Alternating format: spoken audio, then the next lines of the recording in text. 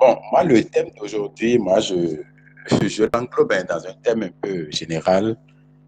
Pour moi, il s'agit tout simplement de la sécurité des systèmes d'information. Euh, Parce que ce soit vous et moi, que ce soit, quelle que soit l'utilisation que nous faisons de nos outils informatiques, c'est toujours pour l'information, c'est soit mettre une information à disposition de quelqu'un ou soit aller chercher une information. Euh, Par des canaux, c'est-à-dire via un réseau, vers un serveur et tout et tout. Pour moi, aujourd'hui, il faut cette problématique-là, euh, le gouvernement aujourd'hui, parce que la cybersécurité, d'abord, selon moi, c'est d'abord l'affaire d'abord du gouvernement d'abord. Euh, c'est d'abord. Est-ce que vous me recevez? J'ai eu un appel là. Est-ce que vous me recevez? Oui, je vous reçois. Moi, je vous Oui, reçois. oui, on vous reçoit. Moi, je vous reçois 5 sur 5. D'accord. D'accord. Aujourd'hui, nous voyons que le gouvernement vraiment est en train de faire beaucoup de choses. Beaucoup de choses est en train de. Je ne sais pas si vous êtes au courant nous avons désormais, c'est une première au Bénin, un data center national aujourd'hui qui est à Calavi, qui est en plein équipement depuis près de 3 ans, je vais dire. Depuis près de 3 ans. Je ne sais pas si c'est déjà opérationnel. Euh, le défi également, ça concerne également les entreprises, que ce soit les banques, que ce soit les particuliers, les banques ou les sociétés les grandes entreprises également, les sociétés de moindre importance.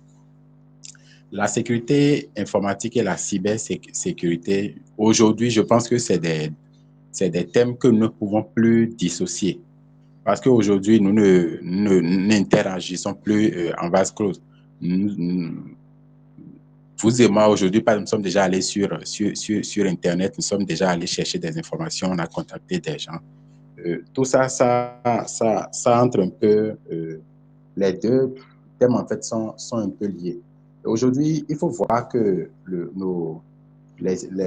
disons, le Béninois lambda aujourd'hui n'a pas forcément cette culture-là, n'a pas, notre niveau de culture, je vais dire, numérique n'est pas encore assez poussé à ce point comme dans certains pays comme la France ou comme aux États-Unis où des citoyens sont éduqués, ils savent quand même déjà un peu. Il y a des réflexes. Normalement, par exemple, quand je reçois des mails, c'est suspect et tout ça, bon, est-ce qu'il faut cliquer là-dessus? Non, s'il faut archiver, s'il faut. Aujourd'hui, à notre niveau, dans notre pays, cette culture-là, je vais dire que, parce que vous savez, nous sommes un pays vraiment en plein chantier, et c'est maintenant que les choses ont commencé à prendre. Donc, pour moi, le défi, c'est déjà nous qui sommes des spécialistes des nouvelles technologies, c'est déjà de chacun à son niveau, comment est-ce que nous pouvons faire parce qu'il s'agit d'un bien-être commun.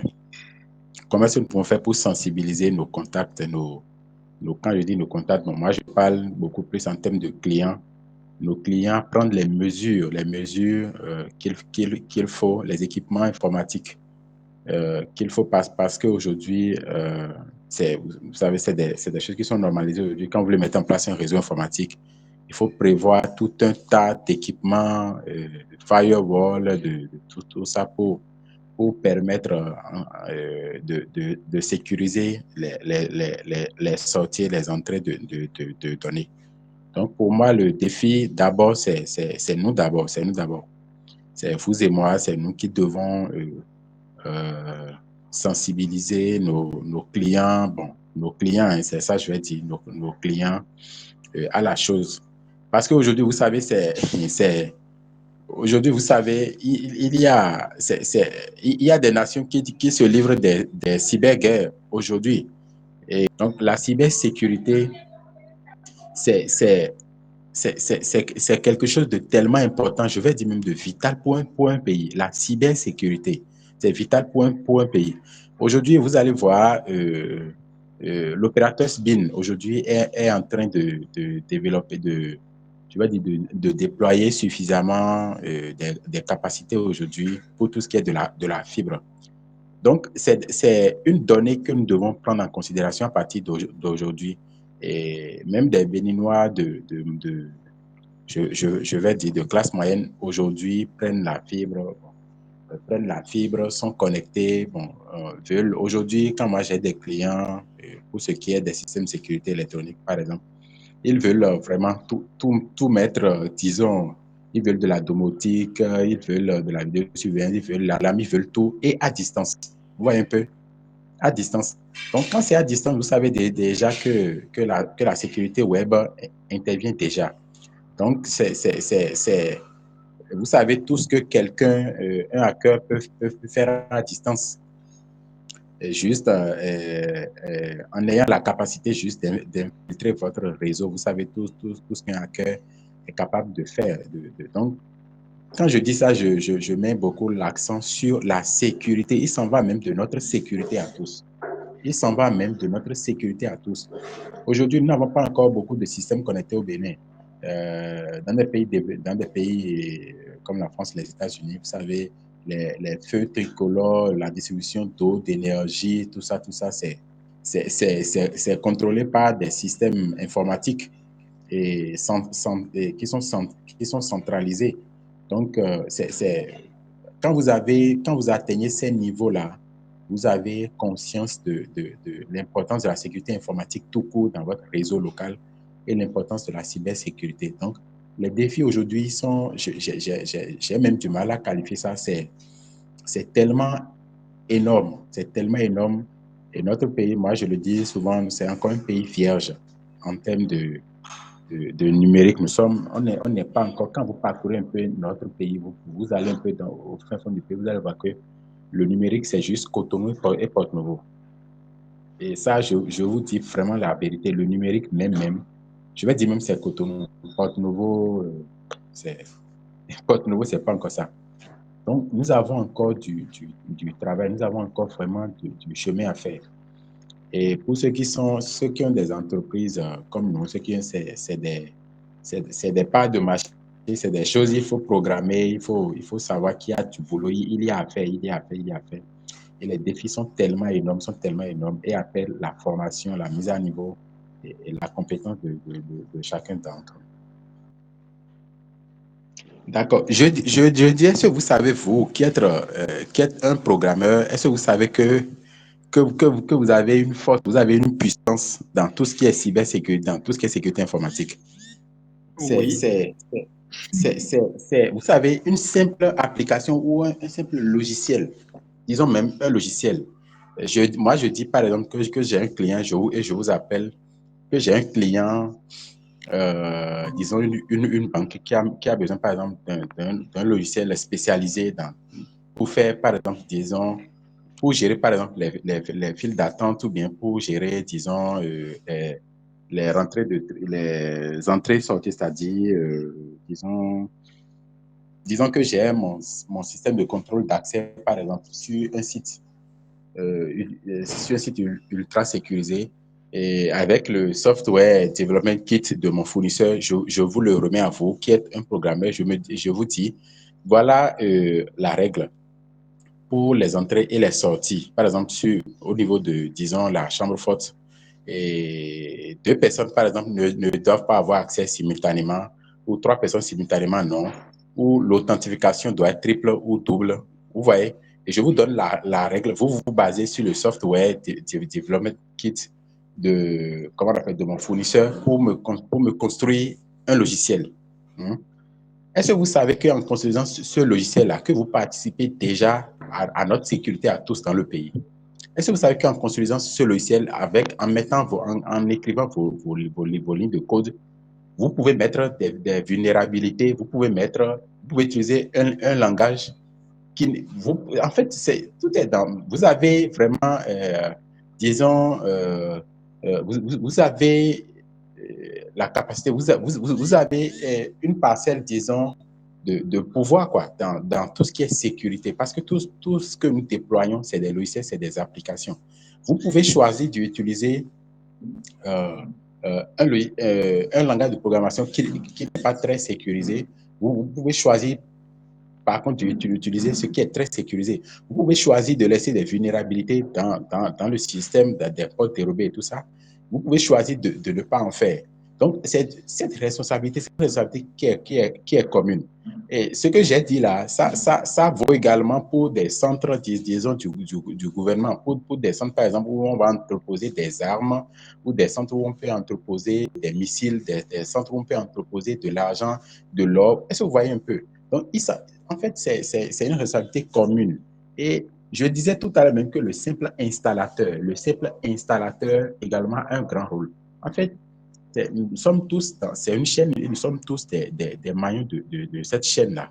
Si, par exemple, je suppose qu'un installateur voulant mettre, par exemple, poser, quand je dis ça, c'est que c'est quelqu'un qui n'a pratiquement aucune compétence dans le domaine informatique, qui est installateur. Lui, on lui dit, pose-moi tel équipement à tel endroit, pose-moi, par exemple, et ce point d'accès à ce niveau, pose tel. Est-ce que vous savez que l'installateur également a une responsabilité? On lui dit de poser, par exemple, l'équipement à tel niveau. Il pose l'équipement, par exemple, de telle sorte que, disons, quelqu'un qui a avisé, comme vous et moi, quand nous arrivons, par exemple, nous pouvons lire, par exemple, l'adresse MAC, par exemple, de cet équipement-là. S'il pose l'équipement de telle sorte que nous pouvons, par exemple, lire son adresse MAC, son numéro de série, sa MAC, est-ce que vous savez que c'est une vulnérabilité suffisante pour un hacker, pour quelqu'un qui est compétent, pour entrer dans le réseau, pirater, prendre des informations, semer la zizanie, déclencher des choses, semer la zizanie, faire en fait tout ce qu'il veut dans le réseau, juste en ayant la marque, l'adresse MAC et le numéro de série. Quand le hacker a l'équipement, a un équipement qui est adapté, qui est compatible, et il connaît cette marque-là. Donc, vous savez, personne n'est plus important que l'autre dans cette affaire. Nous sommes tous, disons, à même pied d'égalité, parce que si quelqu'un échoue à sa mission de bien faire, eh bien, la chaîne, ça ne tient plus. Parce que vous savez, quand c'est une chaîne, il y a des chaînons, il y a des maillons. Quand un maillon cède, vous savez que c'est fini. Il n'y a plus, ce n'est plus une chaîne. Donc, c'est vous dire que comme vous, comme nous, comme n'importe qui, tout ce qui intervient dans une responsabilité, c'est important d'en prendre conscience. Merci beaucoup. Ce que moi, j'ai remarqué surtout, d'accord, au pays ici, puisqu'il s'agit essentiellement du Bénin, ce que j'ai remarqué, il y a une négligence vraiment qui ne dit pas son nom en matière de sécurité. Déjà, il faut dire, dans l'histoire du pays, nous n'avons pas connu en tant que tel des attaques dignes du nom qui ont fait perdre des milliards de francs CFA à des instituts en tant que tel.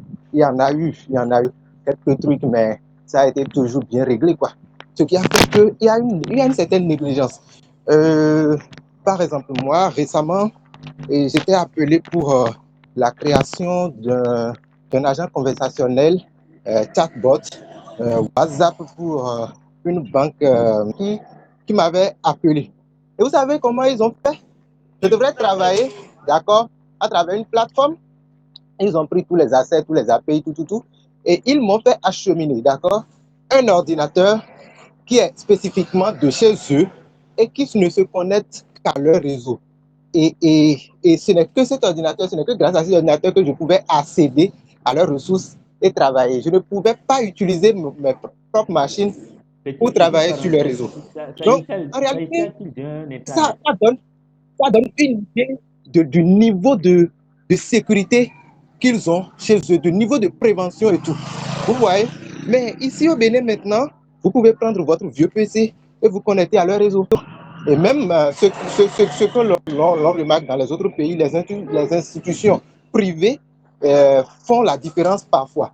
Mais ici au pays, on dirait que tout est laissé pour de compte, quoi. Les gens, ils font semblant de sécuriser leur système et tout. Et vous vous rendez compte très rapidement mais que même avec votre téléphone, vous pouvez, un petit terminal comme Thermus, vous pouvez faire tellement de dégâts que ça dit, vous vous demandez, mais qu'est-ce qui se passe? Comment les gens y font pour vivre comme ça en exposant des millions et des milliards de francs CFA chaque jour sans s'en rendre compte? Je me dis parfois, est-ce que c'est sans s'en rendre compte ou bien c'est exprès ils font ça? Ah, je n'ai jamais compris en fait. Donc il faut dire, généralement au pays ici, la sécurité vraiment, il n'y a pas. Les gens, ils ne sont pas encore dans le bain de cybersécurité et tout. Il faut déjà même voir le nombre de victimes hein, et qui se font chaque jour sur les réseaux, par exemple.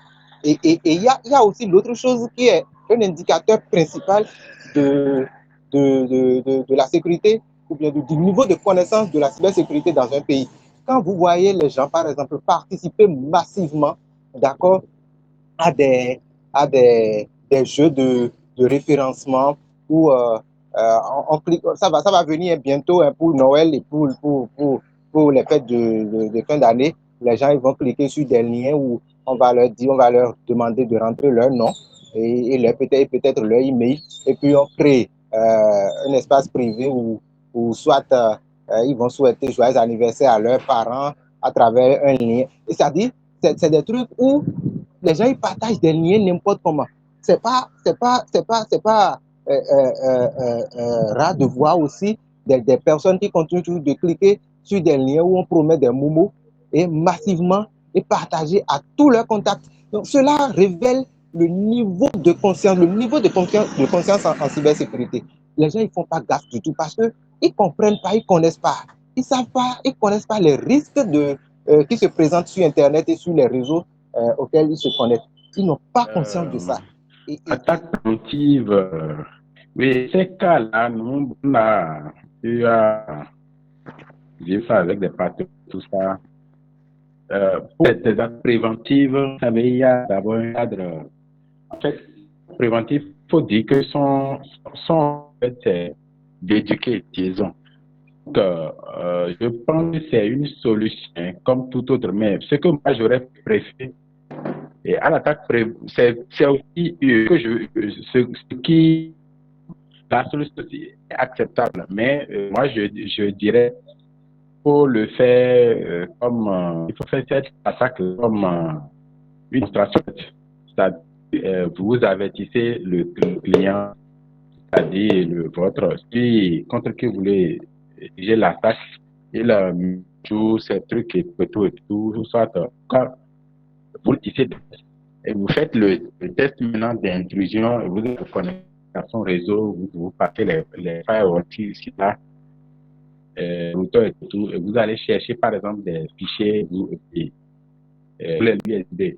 Donc ça, c'est aussi une solution, mais c'est dans notre contexte législatif où il y a des crimes voilà, et où il y a le code du numérique et tout, c'est des choses qu'il faut faire avec précaution pour ne pas tomber sous le coup, parce que vous savez, hein, quand vous ne savez pas toujours là où vous pouvez mettre les pieds pour cette affaire, les gens peuvent prendre ça au sérieux, comme d'autres peuvent prendre ça comme, disons, un crime, comme un truc. Donc, pour moi, il faut faire ce petit travail-là avec le client, avec la cible et lui, que ce ne soit pas avec un inconnu. Voilà.